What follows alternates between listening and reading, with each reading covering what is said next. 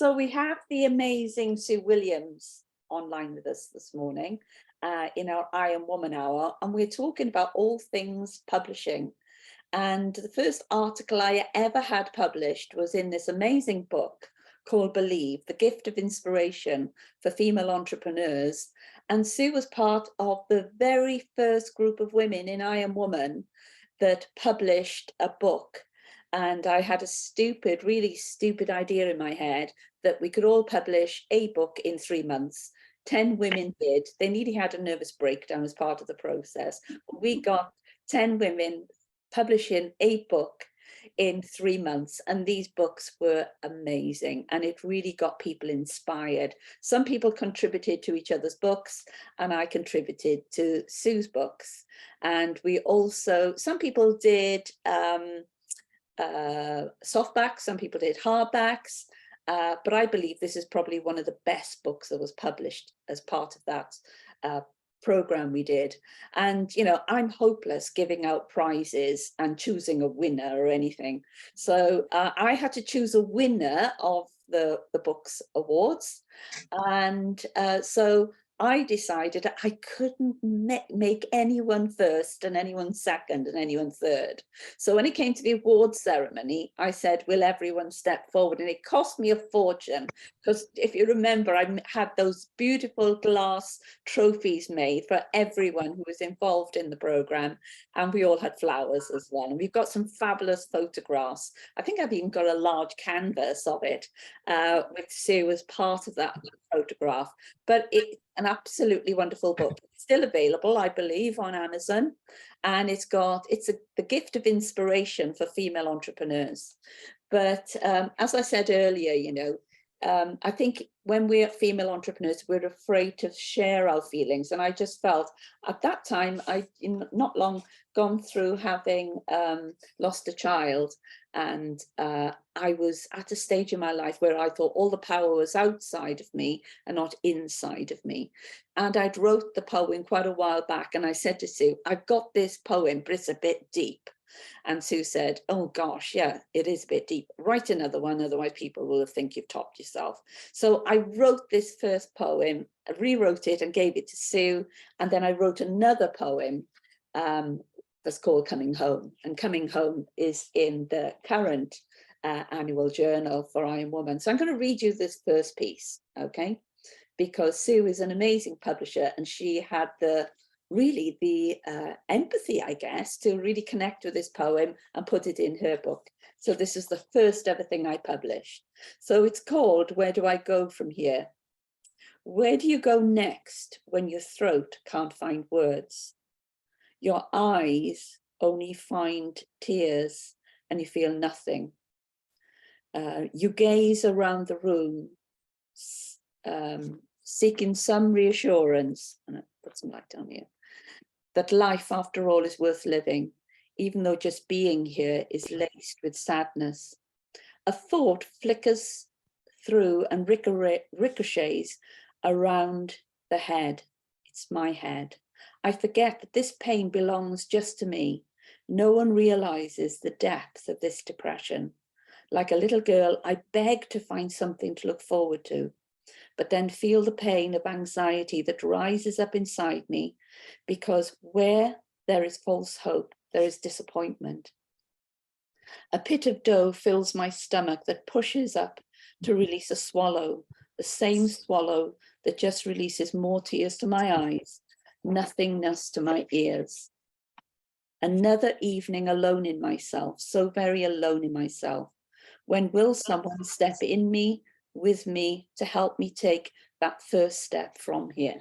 It was a really deep and meaningful piece. And I can remember when I read the piece to people that had been put in this book, they were saying, God, I didn't realize you were feeling like that. And I think, you know, when there are authors like Sue who can really connect with the genuine pain that people go through, no matter if they're an entrepreneur, a leader, or whoever they are.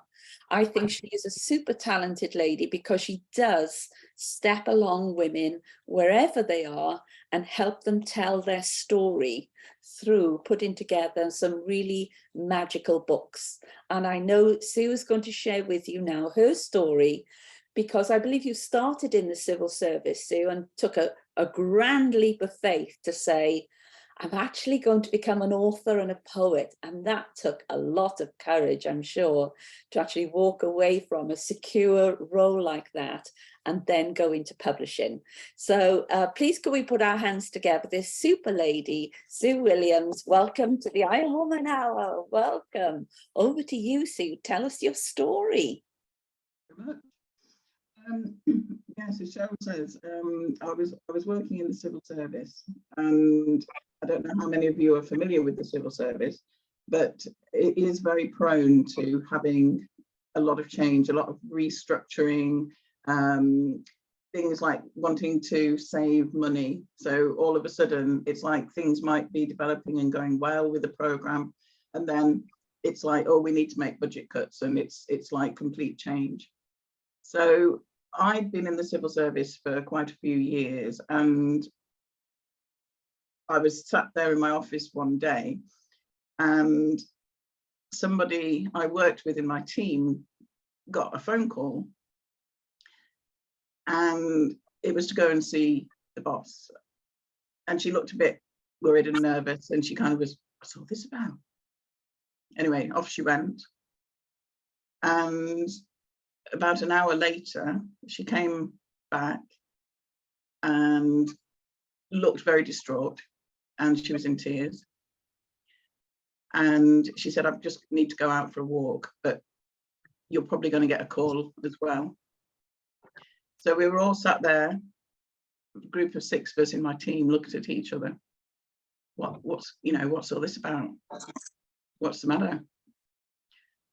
And of course, the next minute, ring, the phone rings, and it's another call, and going down to see the boss, and again, out of the blue, to say that there's going to be a restructuring and that it won't be possible to do the role that I'm in, the role that I've applied for, the role that I'm enjoying, and the role that I want to do.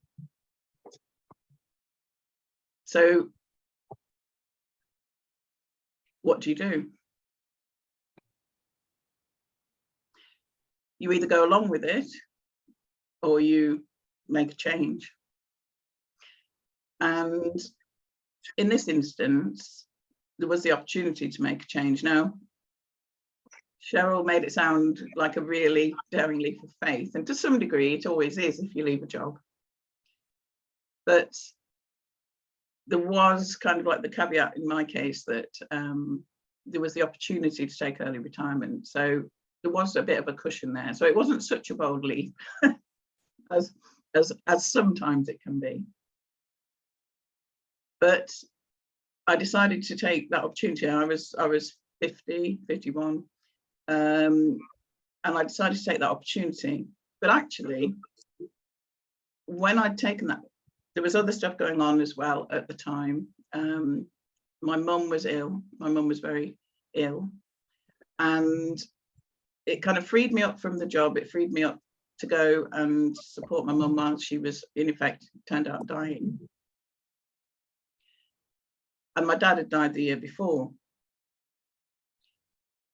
And after all the sort of whirlwind, of having to visit my mum, having to arrange the funeral, having to clear the house, all those kind of things, it got to the new year, and I kind of suddenly thought, who am I? What do I want to do? And I had absolutely no idea. So I kind of started this journey of exploration, really, and it all started when I got an email in my inbox around January the 10th, And I even misconstrued what this email was about, because I thought it was about a training course for coaches, but in actual fact it was around the processes for experienced coaches. So I ended up going on this this training program, and as I was sat in the audience, I just was listening to all these speakers giving presentations. And then when I got home that evening, I suddenly thought, wow, I feel more alive than I've felt for years. Why is that? And the reason was, I'd actually been watching and listening to people who were really doing what they loved, what they enjoyed doing. And it was so inspiring. It made me obviously want to do more. But I had a real block around writing. Now, in the early journey after leaving work, people would often say to me, why don't you write? You should do some writing. And I'd be like, something in me, I was really resistant to it. I just couldn't feel that I wanted to do it. And I started working with a coach who was a very sort of bubbly, enthusiastic kind of person. And we'd had a couple of sessions. And she'd said to me, you ought to write. And I thought, oh, why does everybody keep saying this to me? Anyway, we were due to have another session. And I got this excited message from her. She was going, looking forward to our next session. I'm really excited. I've got something that I think is going to be just right for you. And I was like, oh, wow, this sounds really great. I wonder what this is all about. So I was looking forward to the session, and I was like, what's all this about? You know, what is it that you're going to suggest? And she said, I've got this technique. I know it'd be great for you. She said, it's called morning pages. And she said, you journal first thing in the morning. And as she said those words, I felt my heart drop. And I thought, oh God, it's writing again. But she was so, I mean, literally, she was so enthusiastic about it. And I said to her, right, okay, yeah, I'll agree to do this. So really, I was doing it for her because of her excitement, not my own excitement. So I said, right, I'm going to commit to doing it, and I'll do it for a month, and let's see how it goes. So dutifully, I did that. I started to do that, and I journaled. So this technique, I don't know whether you're familiar with it. It's from Julia Cameron's book, The Artist's Way. And essentially you write 3 full sides of A4 every morning. So I thought, okay, let's do it. So I started, you know, dutifully to write 3 full sides of A4. And around day 10, I was in the middle of writing my first page, and all of a sudden I was like, what's going on here? And I started writing about knights in battle, swords flashing, metal crashing. And I was like, where has this come from? And after that, a lot of what I was writing in the morning started to come out in rhyme. It just simply did. It wasn't necessarily poetry or anything, but it was like the words were rhyming. And so one of the things I realized, and one of the things which, if you don't already perhaps journal, that I'd like to sort of say is that journaling is a really valuable tool. Now, it may for unleashing your creativity, and also for working through things. So like Cheryl's talked about, I think, poem as well. I think doing some sort of personal writing, journaling, and so on is a great tool to work through any issues and to release your creativity. So my journey, talking about my own journey, this was the, this journaling process really was the start of kind of unleashing my own creativity. And the first book I did, as Cheryl said, it was a compilation book of different stories.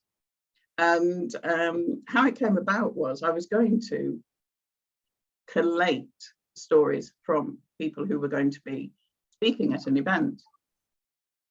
But that event never really happened in the way that it was supposed to. But the theme of the event was believe in your dreams, your legacy, and your power.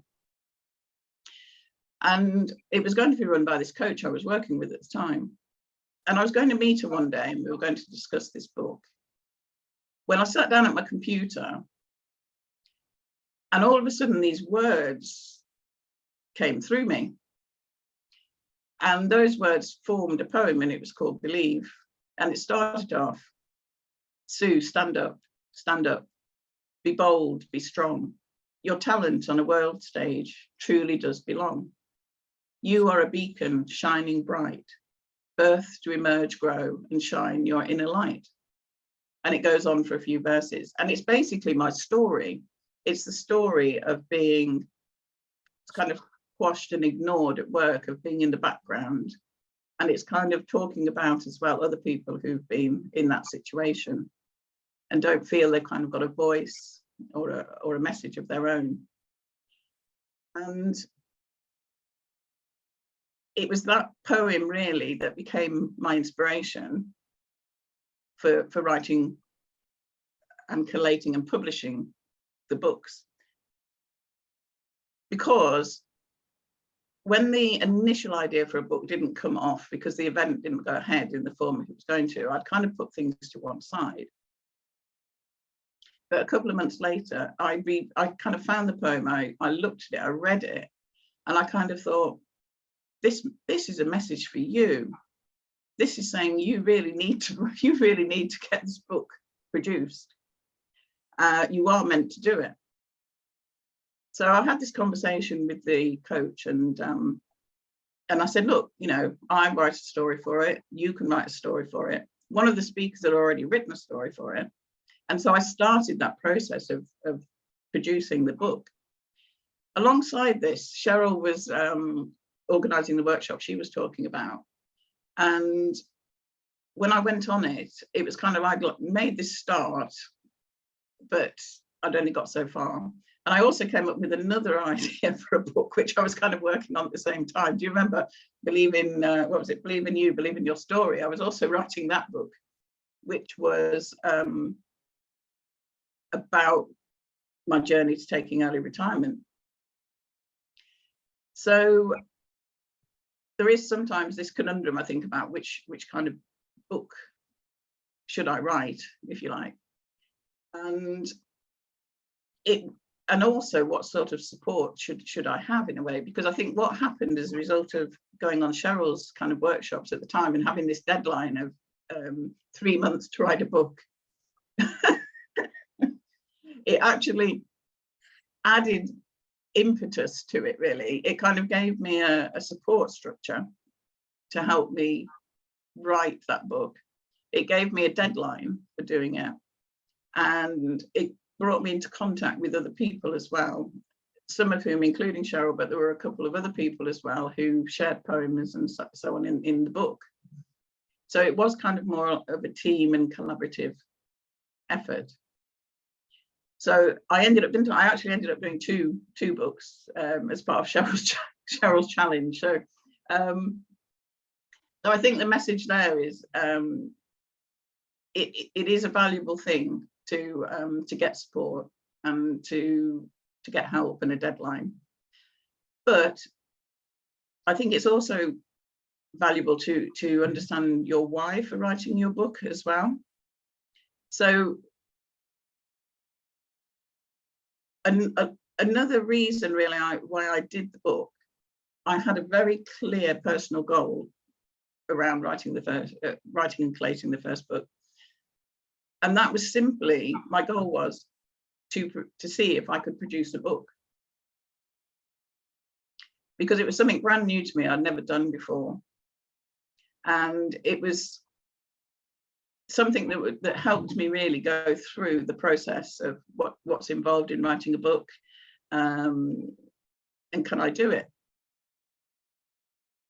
And that's what I ended, that because I think I had that goal as well. That's why I ended up producing a book, because it did actually tie in with what I wanted to do, with my aim around it.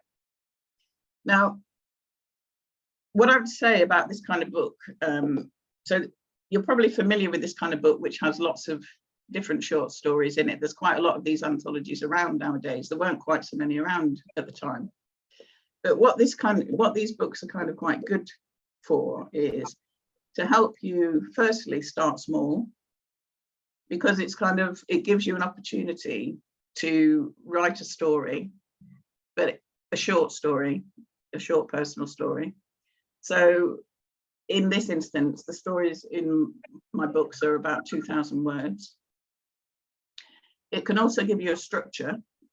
And with the Believe book, I had a format where it was kind of like an introductory quote, inspirational quote. So everybody who wrote a story chose an uplifting quote.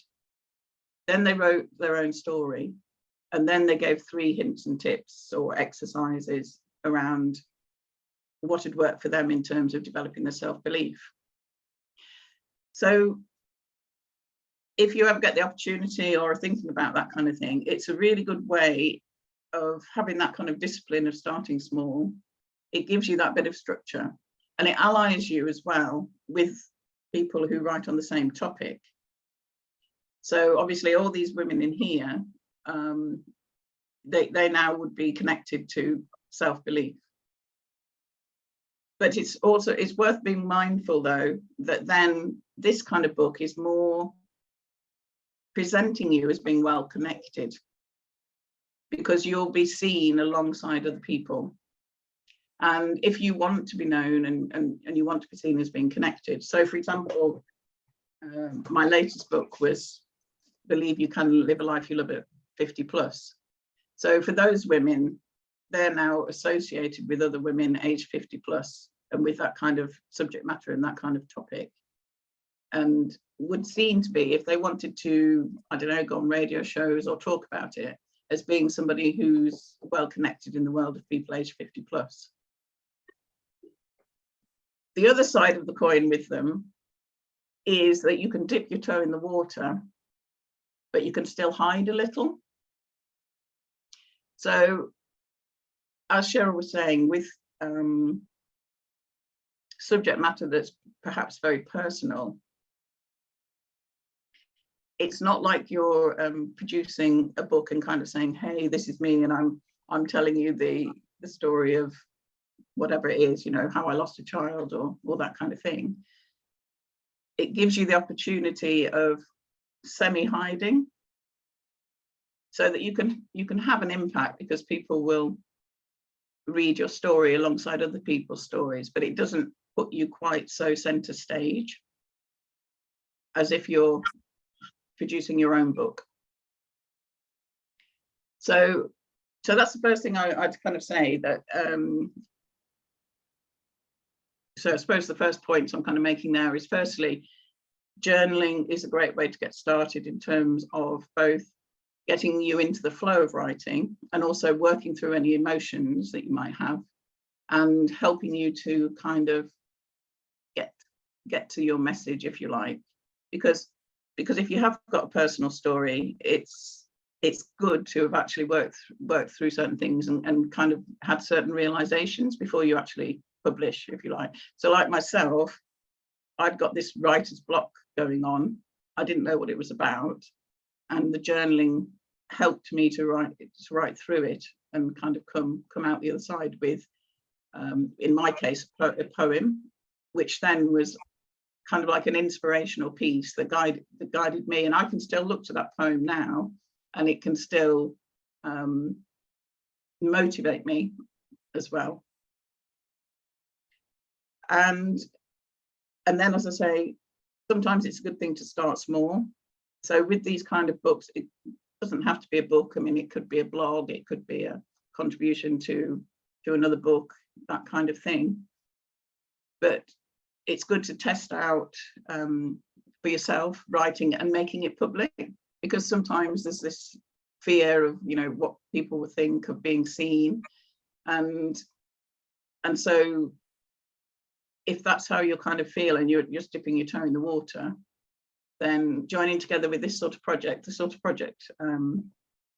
well that Cheryl was talking about, where you're kind of alongside other women and you're going through that process, and you're not necessarily centre stage if you don't want to be initially, can be really helpful as well.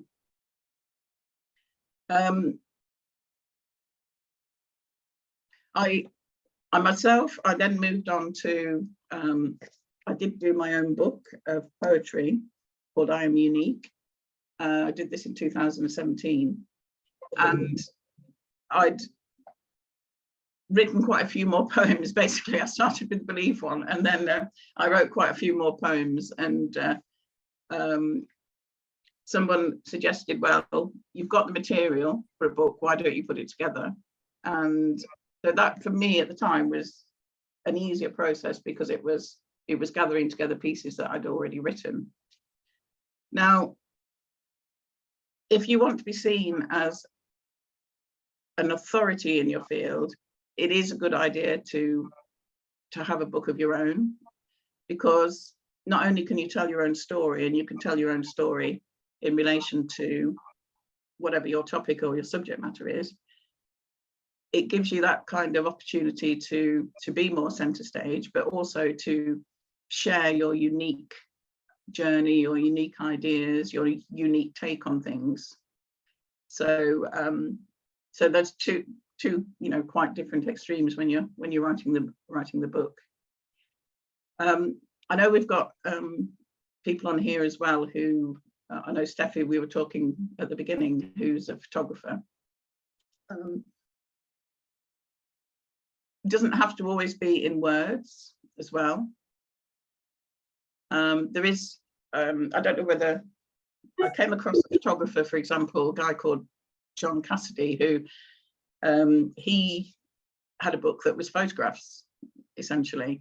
And if you've got the kind of occupation where it's very visual, then it might suit that kind of book, which is more a coffee table book, for example, where you can share your story in words, you can share the story of your clients in words, in pictures, and you can have it as something that they can browse and look at while they're, you know, waiting for a session, or when you're at an event, or that kind of thing. So if you're more of a visual storyteller, it is worth, you know, thinking, how could you tell your story in words as well? I keep saying words, you see, words is more my thing. Pictures. Pictures. Okay. So yeah, so that's really how I went, I suppose, from taking early retirement from a job, having no clue what I wanted to do, and went through a process of journaling and publishing books, and getting to where I am today. Could we open up for some questions, Sue? Because I know Yes. we have lots of people online here who are really interested in writing and publishing and getting their books out there. So it'd be really lovely if we can take some questions, because Karen Brown has joined us, and Karen is a publisher. So I was thinking, probably Karen didn't sleep last night thinking, oh, Sue's going to be joining us tomorrow morning. And another thing I wanted to drop into the conversation, you know, Sue was so spot on. I can remember Liz McDermott, who was a photographer. I'm sure you remember Liz McDermott from Swindon area, and she published a book of all her portraits of, and she called it Beautiful Women. So she used the portraits of the women she'd photographed, and it was very much like a coffee table book. And I featured in it because, of course, all the beautiful women in there, thinking, I've got to get that book because it's I'm in it, so I want it on my coffee table. So that was a lovely book as well. So can we open up for questions? Who would like to ask the first question? So I don't know how we do this online. Can somebody raise their hand or something? Or so I'm gonna go straight to Karen Brown anyway. She's a publisher, so she should have a question, even if nobody else does. So I'm going to go to Karen. Karen, you've heard, you know, how Sue started her journey, and you're a publisher, but more on the, you know, not like Sue is, because Sue is more about her own writing and poetry. So perhaps you will have a question for Sue. Hope you do anyway. Because you dropped me right in it. Hi Sue, how are you? No, I actually don't have a question, because I've been on Google and on Amazon and having a look at your books and everything like that, because that's what I do. I'm just nosy. But it's really inspiring, because I think what people forget is there is no age limit on writing. You know, people can start anytime they want. They just have to start. And whether you start by journaling, whether you start by writing a blog or anything else, you just have to start and keep going. And it is about that belief in yourself. And, you know, it just takes time, like everything else. But publishing a book has become very simple with Amazon. But it's about creating a good book. So did you find yourself an editor or anything like that to help you? What supports did you have? Yes, I did. And as it happened at the time, I did have a friend who does some editing work. She's not a full-time editor or anything, but yeah. So with the first book, she did the editing on it. I think there's again, I suppose there's a series of processes to go through with that, I think, isn't there? Because there's the whole self-editing process. It's like when you start, it's a good idea just to kind of get your ideas down on the page and everything, and then I think leave it for whatever, how long, a few days, a week, and then come back to it. And initially, I think when you read back what you've written, you'll either think, wow, that was better than I thought, or you'll think, gosh, yeah, I haven't done this very, you know, very grammatically correct, or whatever, you know, however it hits you. So I think it's important to go through that process of self-editing as well, if you can, if you feel comfortable with it. And yeah, depending, like you say, depending on the purpose of what you're writing, I think there's various degrees of editing support, because there's editors who will help you with your structure and making more impact around the story, and then there are what are they called? Proof editors, is it? I've forgotten the term. There's developmental, there's line editors, there's proofreaders, the whole kit and caboodle, yeah, and beta readers. So I think editing is very important, and if it's going to be like a book on Amazon, for example, I think you know, getting a professional editor is crucial, really. Yeah. And I know all our first books that we did, because through the Iron Woman series, I think there were about 5 or 6. And I know that Karen's been saying, come on, Charlotte, let's do another one. Let's do another one. Let's do another one. And I'm sure we're going to be doing one. And but we did have, I did pay for it all to be proofread, but with a proviso that nobody lost their voice through their story. Because I think it's just so important. Things don't become so grammatically correct. You lose the person. So we paid for an editor that kept the person's voice within the story, because how they wrote was an amazing character. And just to make that all grammatically correct would almost like killed almost like their individuality. So yeah, so there's different ways of commissioning somebody to edit as well. So Sarah's got her hand up here, so I'm going to come to Sarah from Gardenese. So over to you, Sarah. What would you like to ask Sue? Hi, Sue. Thank you for telling your story, because it resonates so much with the situation I'm in. I work for the civil service still. Oh no, sorry. I am a civil servant, desperately don't want to be. So I'm really sorry, but this isn't really directed to this telling a story. It's really, how do I say goodbye to the civil service? Oh dear. But you've given me so many great ideas as well about things I could do in my business, you know, particularly the thing about taking photos of stories for my customers, because there's a story within a garden, and particularly a before and after story. So that's great. But my question was really, I've got this threshold to step over, and have you got any wise words? Well, yes, that's as I say, I was quite lucky at the time because they were offering early retirement. I mean, I think there are very practical things that you perhaps need to do, which is looking at the financial side. It's like looking at what your pension situation would be, for example. I think that's really important. Again, if you don't feel ready to make the leap to leave, could you go part-time? You know, civil service can sometimes be quite good at that sort of thing. But I think definitely I would say get some financial advice, basically. Yeah, okay. Definitely Thank you, Sue. Thank you. you. I mean, we're all, I think it's going to go through a big rocky period now in the next 6 months or so. My husband's working in the public sector. They're offering redundancies at the moment. So it's could come around quite a lot to a lot of us. But, you know, sharing your story with me was really helpful. So thank you. I think that is the key thing, that there are some people that, you know, really don't make the leap because they really want the security, if they've still got the opportunity to stay. But I think there are lots of stories around of people who have taken the leap and have kind of reinvented themselves, have started successful careers, you know, so it's also bearing that in mind.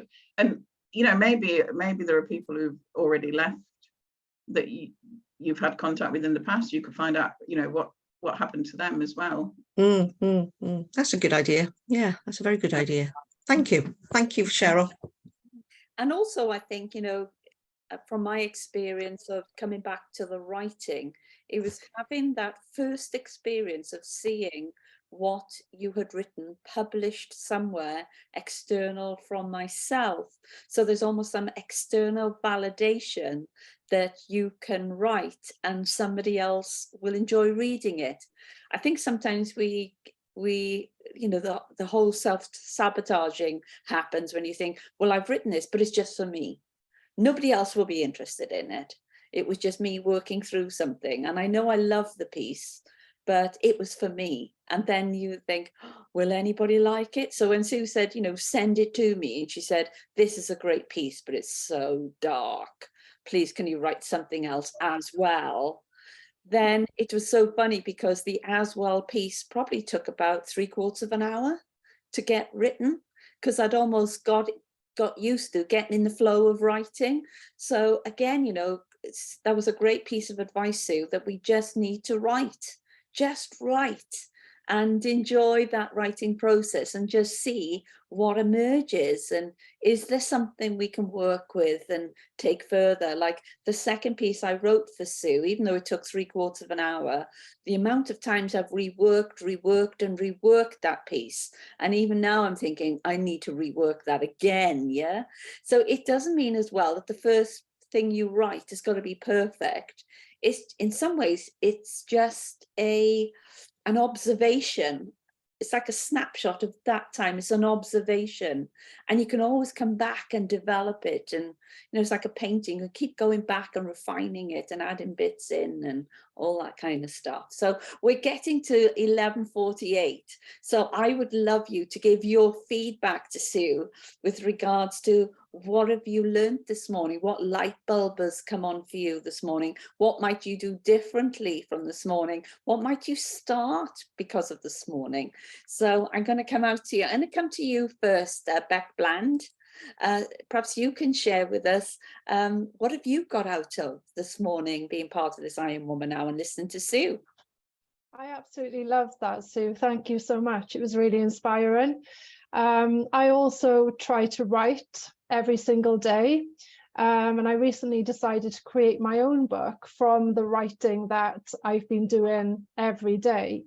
It's on pause at the moment because I've got a few other things going on, but it's just a reminder to continue doing that. And also I spent just over 10 years as a secondary school English teacher, and the tip I would give to the pupils, because they would always say, I don't know how to start, or I don't know what to write. And I'd always just say, just write anything. Doesn't even have to make sense to begin with. Just write whatever is in your mind and put that down on paper, and it will come. And I think you shared that really nicely. I think you said 10 days in, you started writing about those nights in battle, and rhyming as well, which is amazing. I loved, which I don't know, Cheryl, I think this might be a really good idea for I Am Woman, but that first poem that you said you wrote, Sue, Believe, and you read the first part of it, sounded like a poem of really positive affirmations. And I think that's something that I'm going to spend some time doing and just put it on the wall in front of me, just some nice affirmations. That was really nice.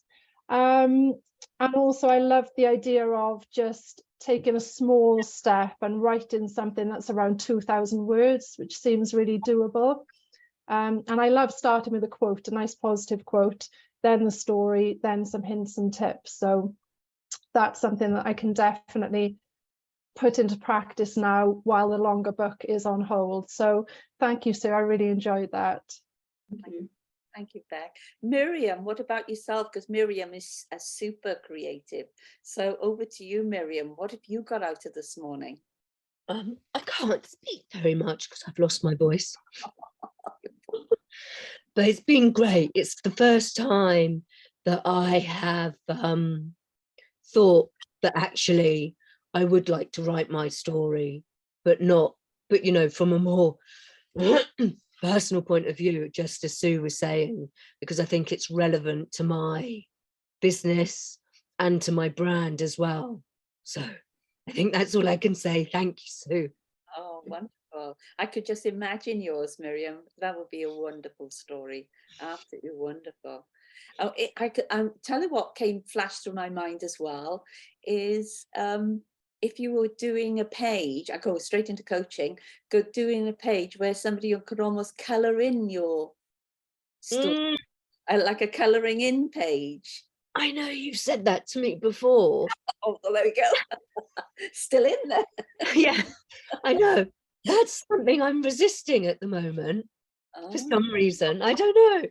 I was thinking it would be nice to do it with photographs as well. When you were saying about Steffi could do, you know, I was thinking of like a collaboration. Maybe Steffi could take the photographs for me or something, you know. I wouldn't do too much resistance on that because I felt that come through from spirits. They're probably saying, you know what, she still hasn't listened to a bit of advice you sent through. Tell her again. Maybe it will be a separate book. Wonderful. So Kathy, you're writing a book at the moment, or you've written a book that's just due to be published. And I know that's been quite a long journey for you. So tell us where you're at and what have you got from this morning? Well, I love that Sue brought up about the morning pages, because that's a brilliant start for everybody, and a wonderful example there of how just exercising that like vent, and then stuff comes up that you can imagine. It's just, there's all this narrative inside you, and I love that about battles and everything. So whether it's an image that your mind copes with the onslaught of like forced retirement, or just life being a battle, or, you know, a little like a Jungian kind of link with the past there somewhere coming up, the past life kind of thing. But so that's wonderful, but you don't know unless you sit down every day and write. And when I first started writing, I used to like get an idea and I'd be up in the middle of the night and I'd have whiteboards. I'd be like, oh, she's got to do this now, she's got to do that. And gradually, because I get up and I just write every day, even whether I want to or not, you just sit there. Now I just do it until I'm exhausted. And then that's it. That's like the rest of the evening is my own now. It's like all that stuff is out. Yeah, but it was a long time getting there.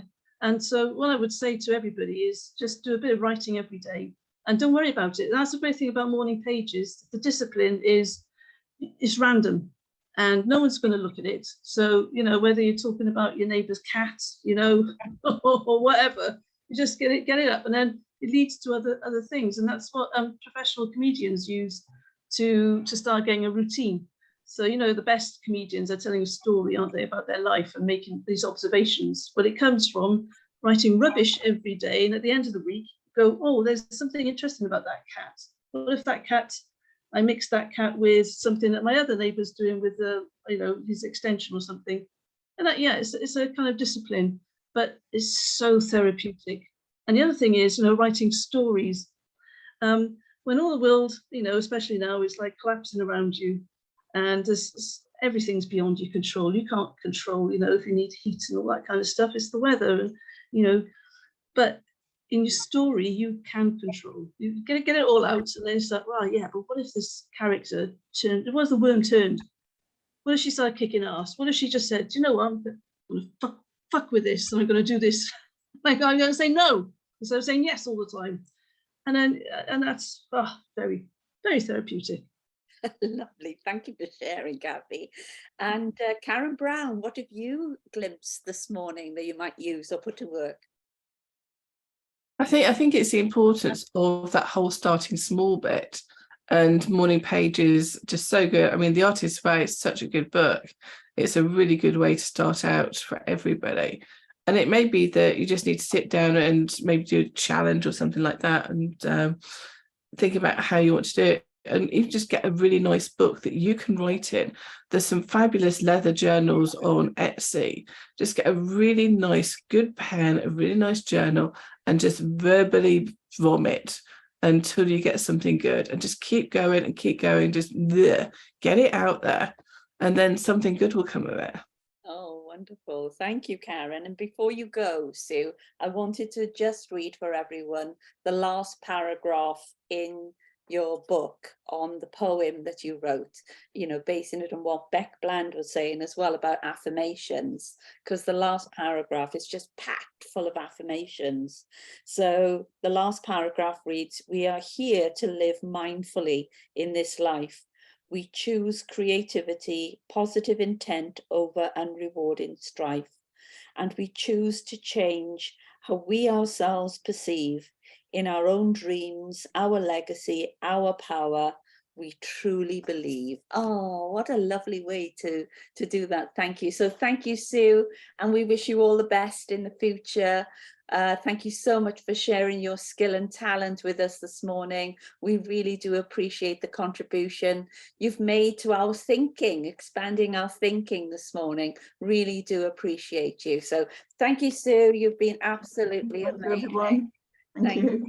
Thank you. So, yeah, so. Oh, sorry, can I very quickly say? Yes. I realised for the people who do photography and stuff, I don't know whether you can you see this? The cover of the first book, Cheryl held up, I got a lot of comments from people saying they found it inspiring and uplifting. They like looking at the cover. And so what I actually did as well was I created a card deck, Believe card deck. And so I myself am not good at drawing or whatever, but so I use stock images, but the card deck is little inspirational quotes and pictures, and then I do some journaling prompts to go alongside them. So I just suddenly thought I'd say that as well for the people who, because you could do your own card deck if you take photographs, for example, or if you do painting or drawing or whatever. And so people can find those on Amazon, yeah? Not at the moment. And you, but they will be on Amazon. They are an app actually. They are an Deckable app, so you can use them online, but not at the moment. I haven't got any printed ones. Okay, so that would be something again of interest to you, Beck. You know, put in your affirmations on visuals. Perhaps it's something you can work in conjunction with the Creative Miriam on as well. Yeah, gosh, we're inspiring ideas already. So thank you again, Sue. We really do appreciate your contribution. And if there's anything that you sell that you might want to send us links to, if you can send them to me and I'll circulate them with everyone. So links to your books or links to whatever you're doing. Perhaps you have an event coming up. We'd love to know. So thank you, Sue. Really do appreciate it. Thank you very much. Thank you, everybody. Thank you.